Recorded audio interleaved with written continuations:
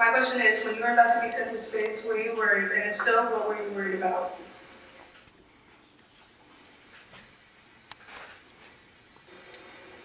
And I'm sorry, can you repeat that question one more time? My question is, when you were about to be sent to space, were you worried? And if so, what were you worried about?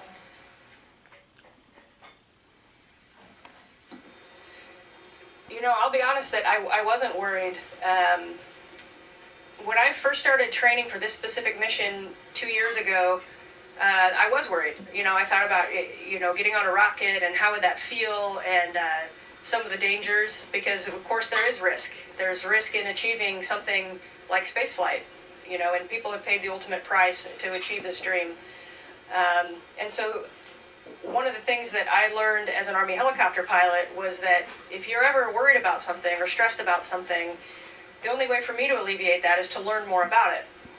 And so I really dove in to learn about the rocket that I was flying, about the spacecraft I was flying, how it was built, how the systems worked. I tried to learn everything I could possibly learn so that if anything went wrong, I would know exactly what to do. And I've found throughout my life, and this doesn't just apply to spaceflight, but throughout my life, anytime I'm nervous for something, I usually realize it's because there's an unknown. There's something I don't know about it. And so I really have taken to the fact that when I feel that stress or I feel that worry, I learn more, I study more, I go over my procedures, and that's the way I calm down. And by the time that we were sitting on the launch pad on the day of launch, I believe that I knew almost every scenario that could have happened and what my action should be. And so on that day, it was just pure excitement and pure joy. Hi, my name is Brooke, and my question is, what is your favorite food to eat in space? Well, I'll tell you, one of the things that's gotten better over the last 50 years of spaceflight is our food, and we have a huge variety, and I brought it a little bit to share with you guys.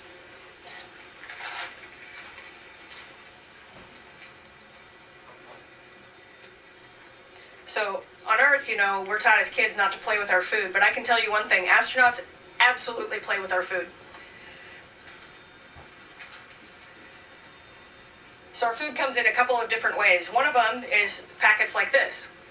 So this is a packet of chicken that I can put on a taco. And basically on this one, we just put it in the oven and we heat it up and we eat it. And I love eating kind of Tex-Mex and Mexican food and putting things on tortillas up here. And so that's one of my favorites.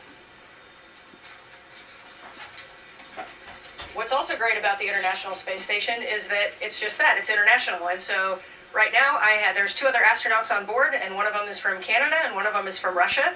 And they both have food that they brought from their own space agencies. And so it's really nice to have a variety because, you know, for 6 months you can't just eat the same thing every night. And so this is one of the Russian cans of food. And this is meat and rice. And so it comes in a can. And it's always a treat when Oleg, our crewmate, brings us down some of the Russian food to have something a little bit different. And I think if I had to name a favorite, my favorite would be anything that I can throw and catch and eat. So like if I have M&Ms, you know, we can toss them across to each other. That's always fun. Hello, my name is Steven Baeza, and my question is, what is your daily schedule and how long are you out there in space? So thanks for that question. And our daily schedule, we're up here for about 6 months.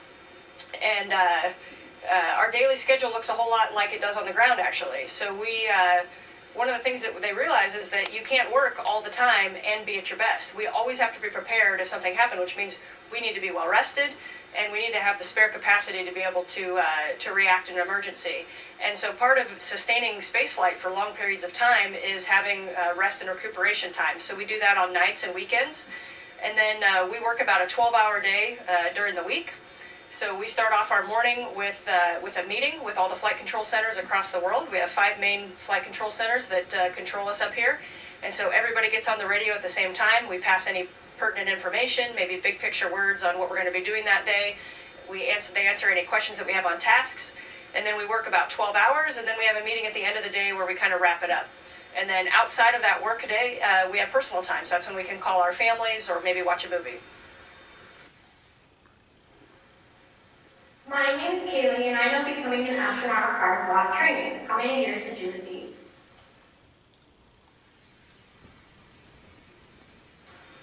And I'm sorry, can you repeat that question one more time? Kaylee's question is, I know becoming an astronaut requires a lot of training. How many years did you receive? How many years of training? Thank you for that. Yes, it does require a lot of training. I was selected as an astronaut in 2013, so just over 5 years ago. And the first 2 years was spent at NASA just learning the basics, like we call it Spaceflight 101. You know, none of us came in with any experience in spaceflight.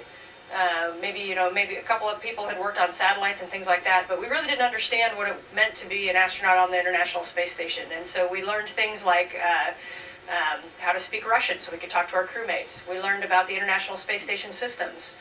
We learned about robotics. And we learned how to do spacewalks using our pool. And that took about 2 years. And after 2 years, we were ready to be assigned to a space flight. So I was assigned to a space flight about a year later.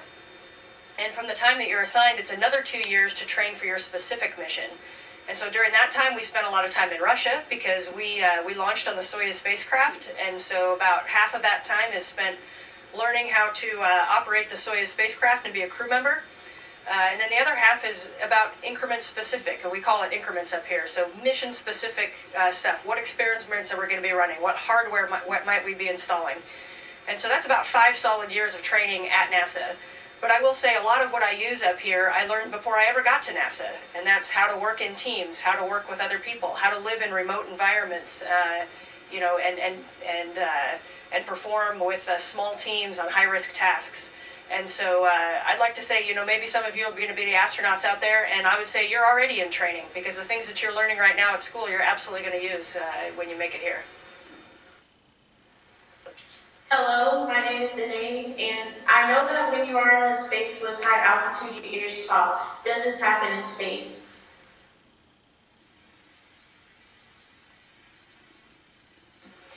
Yeah, that's a great question. You know, your ears pop at high altitudes, and then maybe some of you have swam in swimming pools where you go down and your ears pop.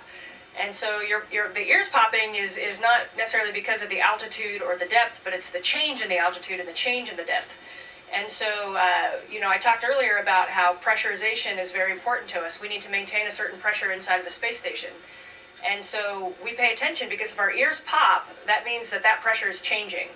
And that's actually something that keys us in, and we would immediately call Houston and talk and check our pressures if something like that happened. And so on a day-to-day basis, no, our ears do not pop, and that's how we like to keep it. Hi, my name is Abraham, and my question is, how does gravity affect you when you leave space and go back to Earth? That's another great question.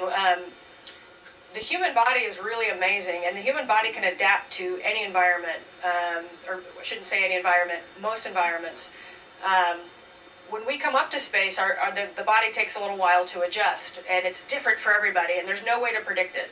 You really don't know how your body's going to adjust until you get here. Some people feel sick, some people are fine, some people feel dizzy, maybe they get head colds and things like that. But within about a week, everybody kind of feels normal. The human body just says, oh, okay, there's no gravity. I guess we're going to adjust now. Well, so now our body's really used to having no gravity. And so when we go back, that's going to be a whole nother round of getting used to it. And so I've never returned from space yet. This will be my first time. So I only know the stories that I've been told, but things feel very heavy. I just recently got an email from one of the folks that just left the space station a little while ago, and he said, it still surprises me sometimes that things don't float. And so, you know, your body just gets used to it. You're used to putting down a pencil and having it float there. For the human body, it can actually happen the same way it comes to space. It can happen the same way when you go back to Earth, which means you can feel nauseous, you can feel dizzy, you can feel lightheaded. One of the interesting things about the human body when we're up here is that the overall fluids in our body goes down by about 15 to 20%, the volume of our blood and fluids in our body. Well, we need those fluids when we go back to Earth, and so we have to make sure that we drink a lot and retain a lot of fluids before we go back. Otherwise, we would be susceptible to fainting as our body reconditions itself to being back on Earth. But that is one of the things that we're studying, especially for going back to Mars, because if we're going to be traveling to Mars for 5 to 6 months, and then we're going to land on Mars, we're going to have gravity on the body again. We have to really understand how that's going to affect the body. Hi, my name is Noah, and I know that you do a lot of experiments on the ISS. How many experiments do you do per year, and what type of experiments do you do?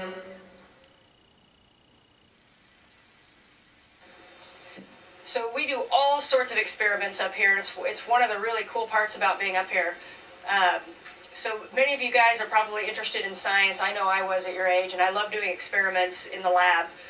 Well, you know, we have national science laboratories in the United States, and these are with government assistance funded by universities where we're doing cutting-edge science. Well, the International Space Station where I am is actually an orbiting national science laboratory. It's a designated national science laboratory. And we have, during our 6-month mission, we'll do around 300 experiments, and those are just the ones that I may come in contact with. And so some experiments come up on our visiting vehicles, we call them, our cargo vehicles, and we don't touch them. They can be totally remotely operated from the ground.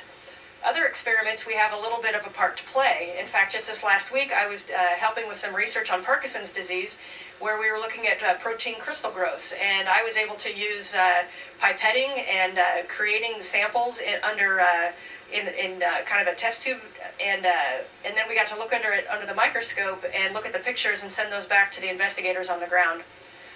For some experiments, we are what is being researched, and so, like I said, the effect of space on the human body, and so we'll do blood draws and surveys and ultrasounds of our own bodies, experiments on us.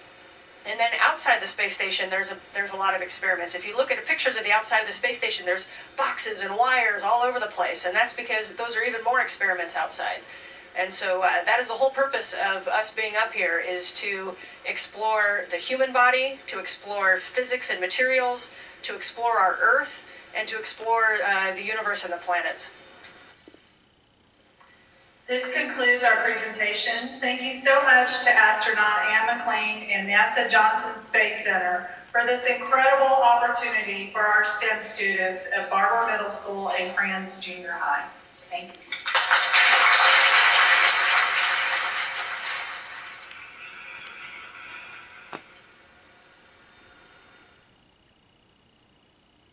Station, this is Houston ACR. That concludes the event. Thank you, Ann. Thank you all participants from Kranz Junior High School. Station, we are now resuming operational audio communication.